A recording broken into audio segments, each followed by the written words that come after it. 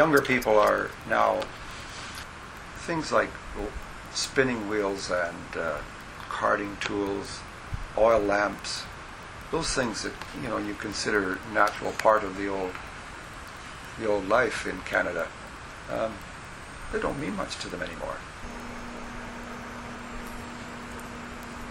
People have certain needs. It's not so much antiquers. It's people who have very specific needs, and we're really very dependent upon that sort of person. Not uncommon to be out at the door and you hear a couple of guys say, "What a pile of rusting metal here." And it's true. You just never know. You would be surprised if you were here for, say, a full week to see what goes off the yard. It's good practical items. We sell a lot of wagon wheels and cast iron grates, windows, doors, hardware. That's a big part of our business. Canadian Tire send people out here. Home Hardware sends people out here.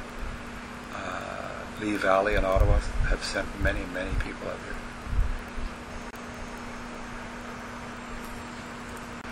And people are, for some reason, amazed when they ask for specifics and you reach in behind the door or whatever and pull it out.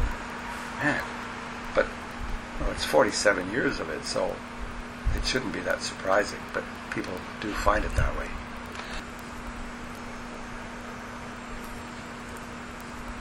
The first timers are obviously lookers, people who will wander in and, wow, they'll buy something, or they won't buy anything.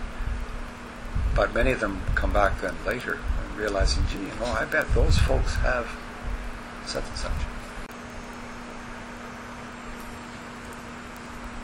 What do we get out of it? We make a living out of it, and we make a living for Dan and for Calvin, all of our work put together, and it's something that our son needs.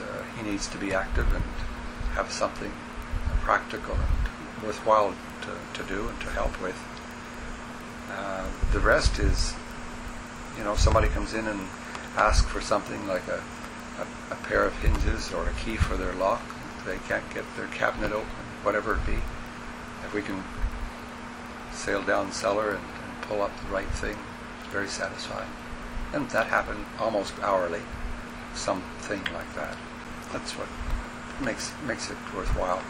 And people come back then later and say, well, it fit just right. And then, of course, they come back and say, well, it didn't fit. Can we try again?